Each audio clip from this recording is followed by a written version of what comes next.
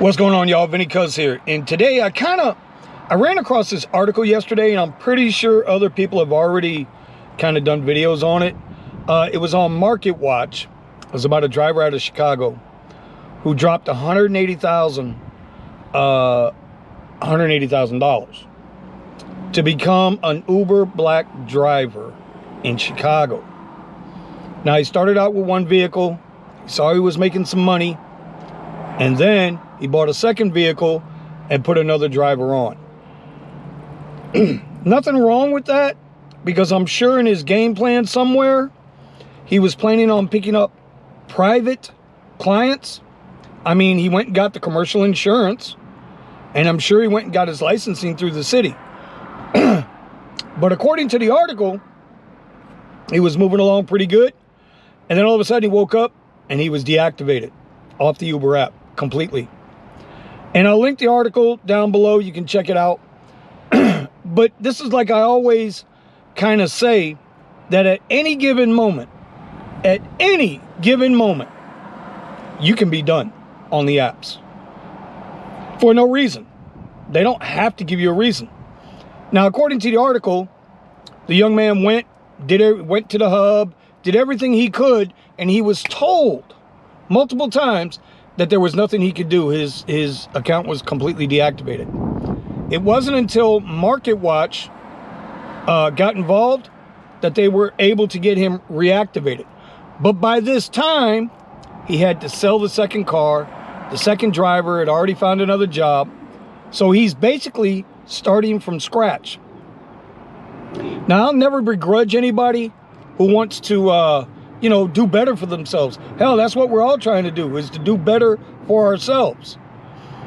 But building a business that is dependent on another business, in this case, him and the Uber Black, depending on the apps to supply him clients, building a business on another business is never safe.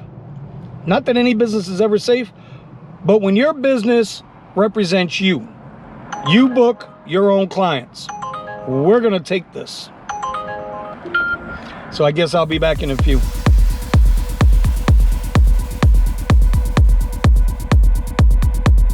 All right, so as I was saying, building a business that's dependent on another business is never really a good idea unless you're going to use that initial time frame to build out your own business, build out your own clients, so that you're dependent on yourself, so that your reputation precedes you and your service can be used regardless of your status on the apps. At least that's how I feel about it. You know, I wish the young man good luck. I mean, in Chicago's market, we know Brandon, the Chicago Lux driver. You can make some damn good money up there. You can make damn good money in any major market as your own car service, right? Steven, the unbroken driver out in California. You know, that's his goal plan. Right now, he's going to get his Tesla paid off, and then he's going to look to add another vehicle on so he can create his own business and establish his own client base. Same thing with Eddie. That's what Eddie wants to do. He wants to get his license, get a second vehicle, put another driver in it, establish his own clientele. I've been there, I've done that, although I didn't extend it out to me buying another vehicle. But I knew people, brought them under my umbrella, under my insurance. And you know what? For a while, there was making good money. But it's just not something I wanted to continue.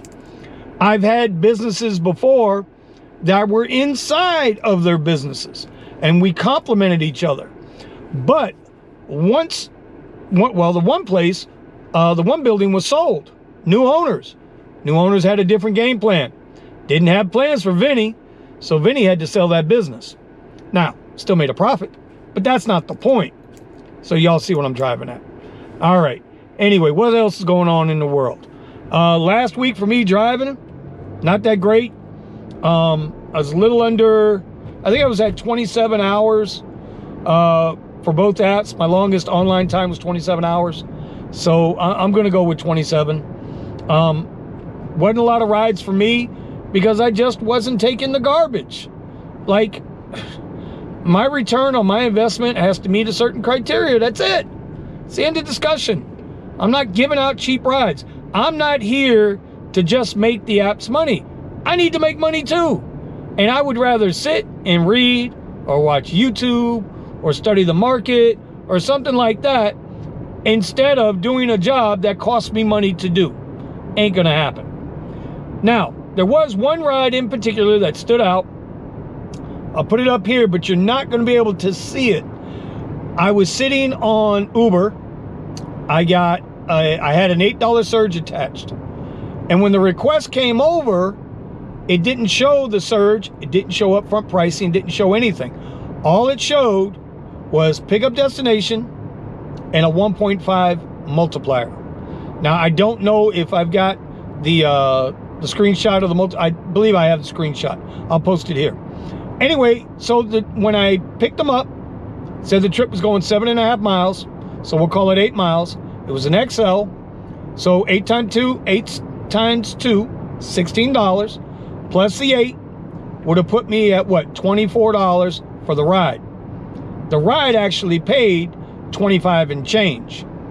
So the 1.5 multiplier actually paid me a little more than what if I'd have just took the $8 surge.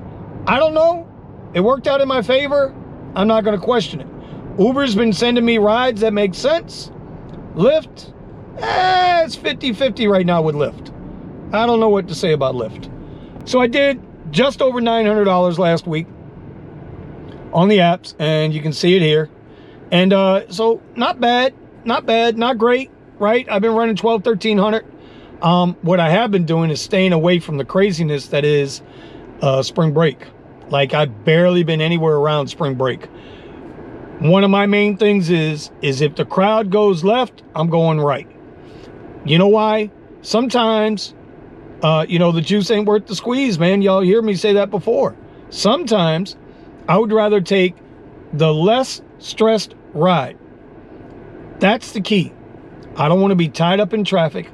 I don't want to have to worry about if Lyft or Uber is going to pay me the extra 15 or 20 minutes because I'm stuck in traffic, or I've got the messages coming across the app that say, hey, are you okay? And then the rider back there is like, hey, are you okay? Because for as advanced as their technology is, they sure can't tell when there's traffic out there, can they? And that's how they wind up mispricing rides, because they don't add in the traffic volatility or lack thereof. It's stuck, you ain't going nowhere. It's bumper to bumper. What can I tell you? Anyway, so last week was what it was. If you joined us this morning on the trading live stream, you would have saw that two bad decisions, and it cost me a fair amount of money, about $1,200 today. But I was paper trading. With the market the way it is, as volatile as it is. But listen, just like in Rideshare, just like in anything you do in life, one mistake can cost you. 2 mistakes, you're going to pay the price. And so this morning in trading, I paid the price. In Rideshare, not so much. I've just chosen not to stress myself out over drunk people, drunk kids, full of sand, and just acting all kinds of foolishness. I don't want it. But anyway, that's about all I got for this week. You got any questions, leave them down below. Subscribe, yada yada, like, all that good stuff. I will be doing more trading on this channel, and I will be cutting out videos for Uber and YouTube every Tuesday and Thursday. That's the schedule. I would like to go over my schedules with you, and I'll post that up on a short or something like that, because that's something else people need to start doing. You need to start organizing your damn time. Not enough people organize their time. The times they're going to drive, knowing when they're going to be busy, versus sitting around doing nothing, and you're sitting out there wasting time when you could be doing something else. Man, I'm serious, right? I want to see everybody out there do well. But you cannot depend, and forget the apps. You can't depend on any employer. You can't depend on any job. You can't depend on any business. One source of income is not going to be or make you sustainable over time. Because once something bad happens, guess what, buddy? That's your ass. Yeah. All right. See you next time. Peace out.